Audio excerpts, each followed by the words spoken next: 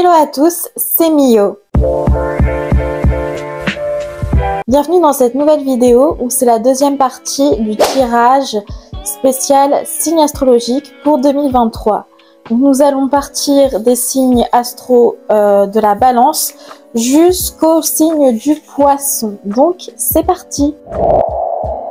Pour toi, petite Balance, nous avons eu premièrement la carte du monde, donc qui signifie l'accomplissement, le bonheur, la réussite, la plénitude et l'harmonie. En gros, c'est le tout en potentiel et surtout la suprématie du bien.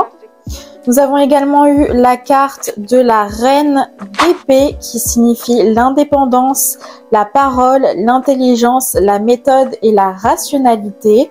Et nous avons eu la carte mon corps qui signifie s'appartenir, le bien-être, la plénitude, écouter son corps et oublier la culpabilité. Et nous avons également eu la carte de Mat, la déesse Mat, qui est donc la déesse de l'ordre, la justice et de l'équilibre. Tout ça, ça veut dire que tout va bien se passer au début pour toi. Une plénitude complète grâce à l'intelligence et au fait que tu te responsabilises. Tout ça, ça va te permettre de te sentir bien dans ton corps, bien dans ta tête, bien dans ton esprit. Et tout cela sera vrai uniquement si tu es juste envers toi et envers les autres et que tu es ordonné. Le mot d'ordre pour que cette réussite suprême arrive dans ta vie, et c'est vraiment un très très bon tirage, c'est que tu sois ordonné, juste et vraiment encadré. Et que tu oublies la culpabilité également de te sentir trop bien par rapport aux autres. Voilà, j'espère que ça te parlera et on passe au signe suivant. Alors pour toi petit Scorpion, nous avons eu la carte du 8 d'épée qui signifie le doute, la solitude, l'enfermement, la limitation et la tristesse. C'est pas très très joyeux. Nous avons également le 9 d'épée qui signifie l'angoisse, la peur, les cauchemars et la crise. Mais tout ça va potentiellement changer avec la carte du dieu Bennu qui symbolise la chance, le bon présage et le retour à la normale. Et nous avons également la carte de la peur qui signifie le potentiel enfermé, le cadenas, l'illusion d'impuissance. Tu es ton propre gardien de la peur. Donc qu'est-ce que ça signifie tout ça? En gros, tout va mal commencer pour toi en 2023. Mais tu vas, par exemple, broyer du noir, etc. Mais un bon présage arrive en fait. Tout comme un retour à la normale. Tu es la clé de ton malheur. C'est ça à retenir. Tu es la clé de ton malheur, donc c'est toi qui vas débloquer tes souffrances et tes douleurs. Donc c'est en toi qu'il faut chercher. Tu as la chance de ton côté, donc vraiment fonce et arrive à débloquer ton malheur, tes doutes, ta solitude, ton enfermement. C'est toi-même qui t'enferme. Il n'y a personne il n'y a pas une puissance cosmique qui fait que toi tu vas mal. Non, c'est juste toi qui t'enfermes tout seul dans ta douleur, alors que tu as la chance de ton côté pour t'en sortir. Si tu es Sagittaire, voici ton moment. Alors, nous avons eu le 2 de bâton qui signifie l'opposition, l'introspection, la maturation, la réflexion et la décision. Nous avons également le valet de bâton qui signifie l'enthousiasme, la sociabilité, l'énergie, l'ouverture d'esprit et l'exploration. Nous avons eu le dieu Amon qui correspond à l'ambition, à l'accomplissement et à la réussite. C'est un démiurge, un créateur de l'univers. Et nous avons eu la carte Il est avec elle qui signifie l'union du pouvoir, un allié ou le masculin sacré entre autres. Donc en gros, tu vas te sentir seul au départ. Tu as besoin de grandir dans ton coin tout seul avant de te lancer dans le monde social où tu réussiras par l'alliance avec autrui. Donc en gros, tu vas vraiment t'épanouir avec les autres, mais avant ça, il faut vraiment que tu sois mature et pour ça, tu as besoin d'un travail sur toi que seul toi peux faire et tout seul en fait. C'est vraiment le mot-clé. C'est au début tu es seul et après, par l'évolution, tu pourras te sociabiliser et entrer dans le monde un peu plus sociable et le monde des alliances. Voilà, j'espère que ce tirage ne t'effraie pas parce qu'il n'y a pas de raison. Et on passe au signe suivant. Si tu es Capricorne, c'est ton moment. Voici les cartes que tu as eues. Tu as eu le 5 d'anneaux, donc le 5 de denier, qui signifie des difficultés financières, une insécurité, une pauvreté, voire le chômage. Mais nous avons également eu la carte de la lune, qui correspond à l'intuition, à la réceptivité, au côté psychique et au passé. Nous avons le dieu Thoth, qui est un dieu lunaire également, qui correspond à la connaissance, au raisonnement, et c'est un bon conseil. Et nous avons la carte de la sainte colère, qui est la juste fureur, la rage divine et une intense purification émotionnelle. Donc en gros, au début 2023, au niveau matériel, ça ne va pas, car tu veux compenser ton mal-être émotionnel, du coup, par des biens matériels.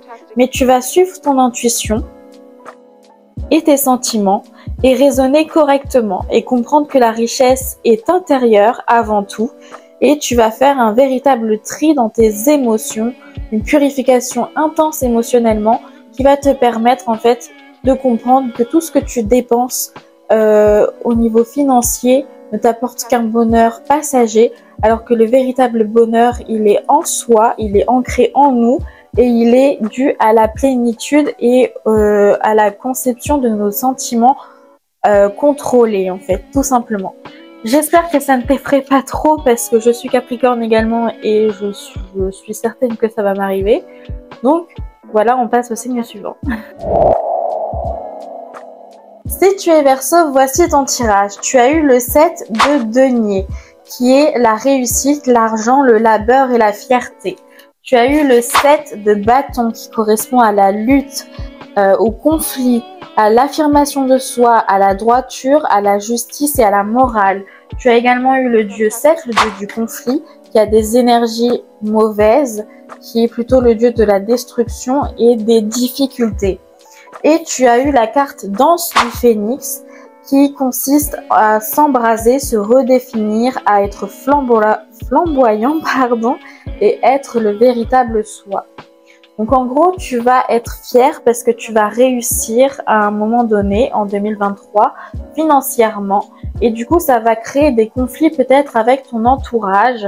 Mais tu vas réussir malgré ça, malgré cette destruction d'amitié, malgré ces difficultés sociales, à t'affirmer, à affirmer qui tu es et à être juste envers toi-même. Tu vas vraiment être le véritable toi et tu sais que cette fierté, elle est justifiée parce que tu as bien travaillé, tu as fait un dur labeur et donc tu mérites cette réussite financière ou cette réussite professionnelle.